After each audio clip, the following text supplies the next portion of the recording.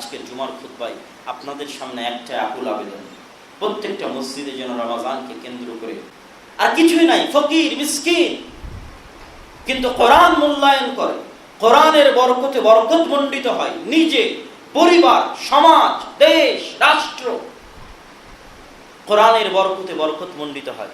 সবাই কোরআন পড়ে, সবাই কোরআন পড়া জানে, কিছুই নাই, ফকির মিসকিন। কিন্তু পৃথিবীর যারা সবচেয়ে পাওয়ারফুল, এরাও পর্যন্ত ঘটনা টেক কর নত জানো হয়ে সালাম দিয়ে যাবে। এটা কোরআনের পাওয়ার, কোরআনের বরকতের পাওয়ার, কোরআনের বরকতের ক্ষমতা।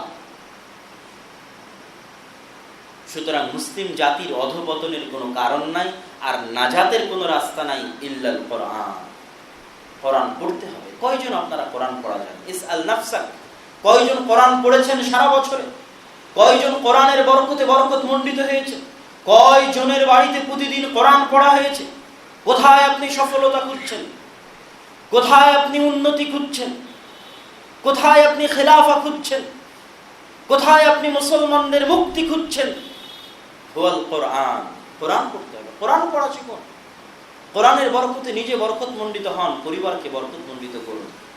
এই রমাজানের প্রস্তুতিতে আজকের জুমার খুতবায় আপনাদের সামনে একটা আকুল আবেদন, প্রত্যেকটা মসজিদে যেন রমাজানকে কেন্দ্র করে কোরআন শিক্ষার আসর হয়, প্রত্যেকটা বাড়িতে যেন কোরআন তেলাওয়াত হয়। আজকে যারা এখানে উপস্থিত আছেন, মা বোন, মুসলিম নারী পুরুষ, সবাই আজকে একটা কথা মাথায় নিয়ে যাবেন, সেটা হচ্ছে কোরআন পড়তে হবে, কোরআন শিখতে হবে, কোরআন শিখাতে হবে।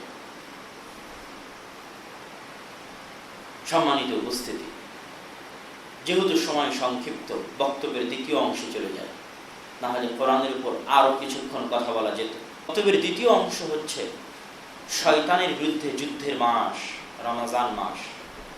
প্রথম অংশ ছিল রমাজান কোরআনের মাস, আর দ্বিতীয় অংশ হচ্ছে শয়তানের বিরুদ্ধে যুদ্ধের মাস, রমাজান মাস। শয়তানের অস্তিত্ব বাস্তব, কাল্পনিক নয়। শয়তানের অস্তিত্ব রিয়াল, রূপক নয়।